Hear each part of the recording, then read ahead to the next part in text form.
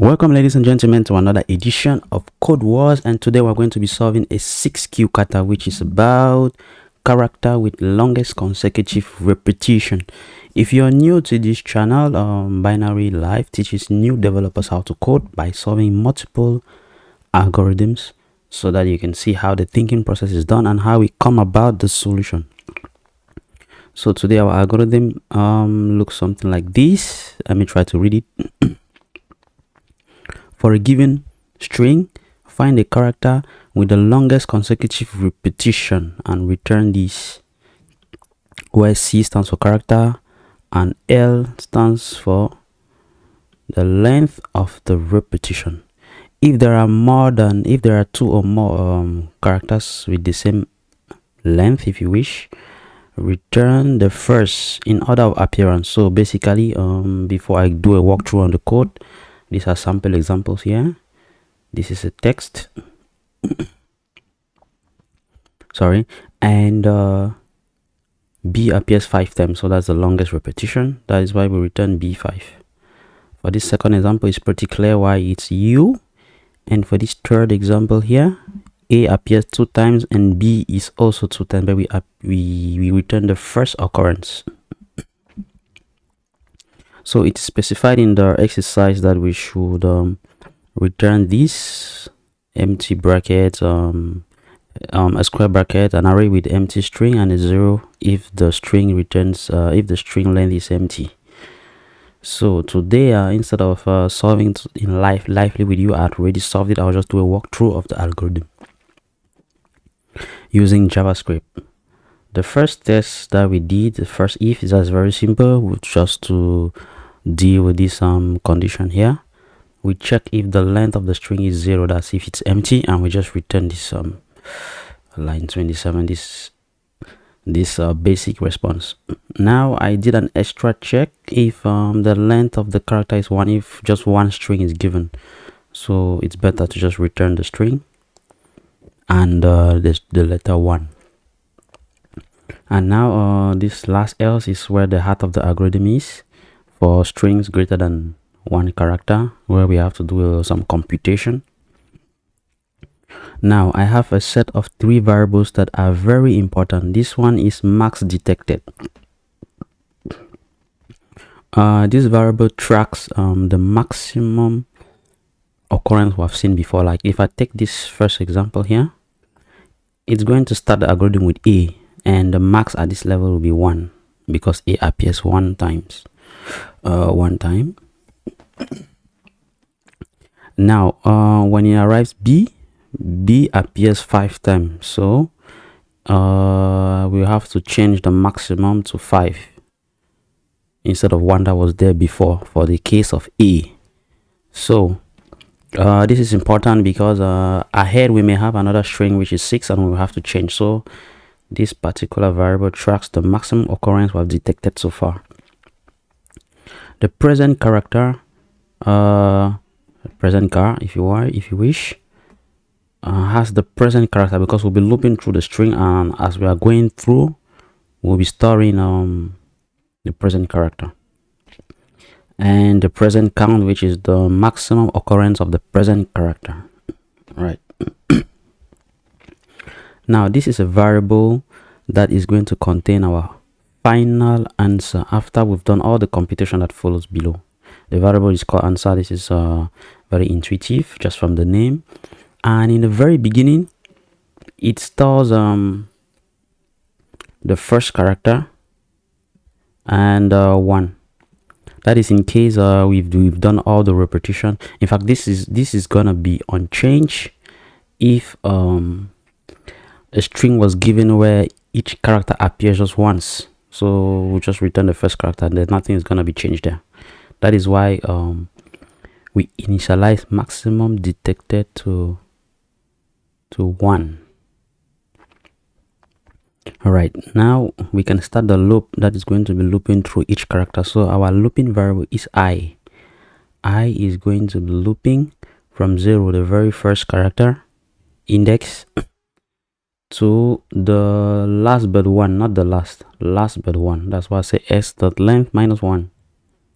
So it's not going to reach the last This is very important because of the for loop that is inside. So let's continue.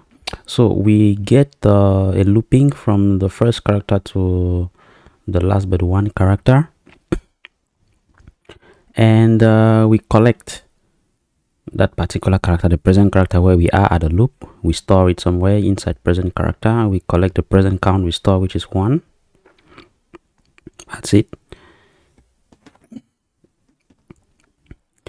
And then we start a second loop that is going to loop from where we are at the level of the loop. For example, here, after let's imagine that we were at U here. We had already finished with the characters before, and we are at U. So we'll start looping from U going forward to see if there's repetition. That is where this second for loop comes into place. And that is why J loops starting from I plus 1, that's the next character, and ends this time around on the last character, which means J is one step ahead of I. So when I say I compare the character at position J and that of position I, I'm actually comparing the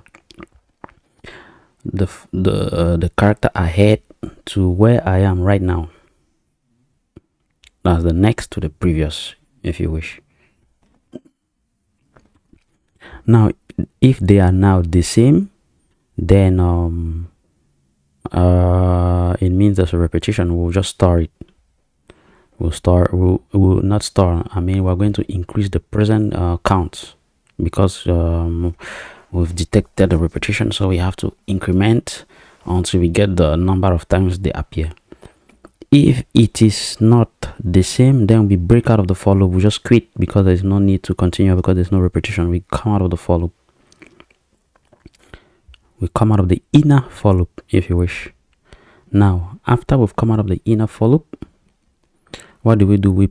We compare this present count after looping and counting for repetition. We compare this present count with the maximum detected. If it's bigger, it means we've just arrived at a character bigger than the bigger in repetition length than the former maximum detected that we had before. So we'll have to substitute that. So inside maximum detected, we're going to put the present count, and then our answer for the moment is going to vary.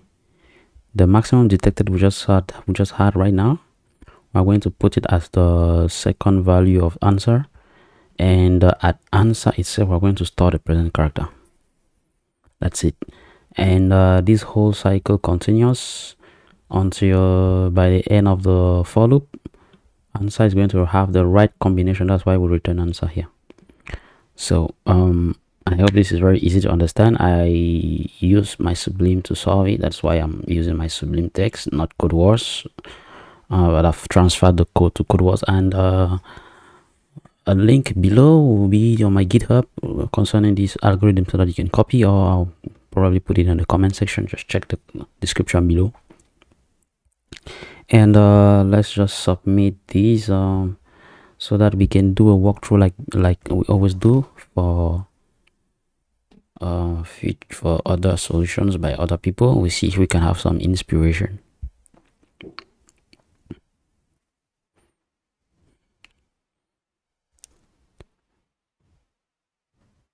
I see.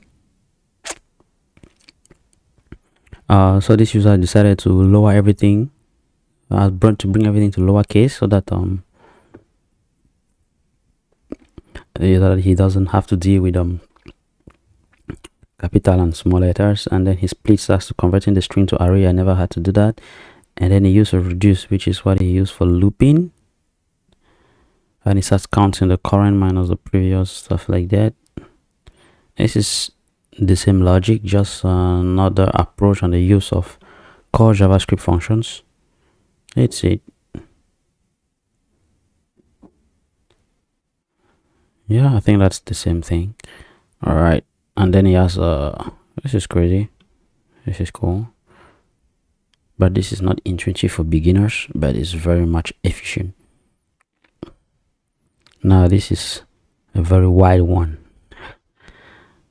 This is for regex, and it's a little bit advanced, not for juniors. I myself, I don't understand at where we stand, but this is very genuine stuff. All right, let's see what it looks like. What we've done.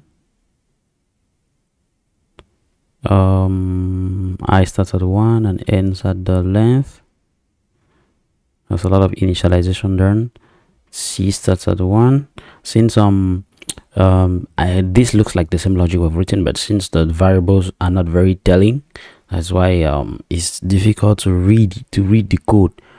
But from the look of things, it just looks like the one we've written, because this is comparing a character to the previous one and increasing the count here. So this should be the count C.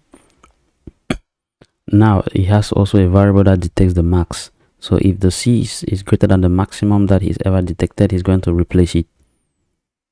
That's it. If not, he's going to put it to 1. I think if he initialize it to 1, he will not need that like we did.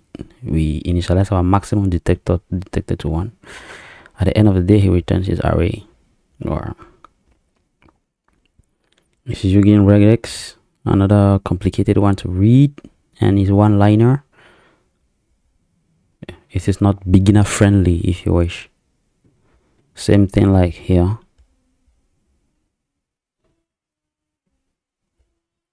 This is crazy. All right, guys, I'm going to stop here because it looks like the approach we've used, this looks like the same thing, the same approach like ours. It's more beginner friendly and easier to start with before we can convert everything to regular expressions like this. So thank you for viewing, and don't forget to subscribe, and see you for further coding algorithms. And thank you.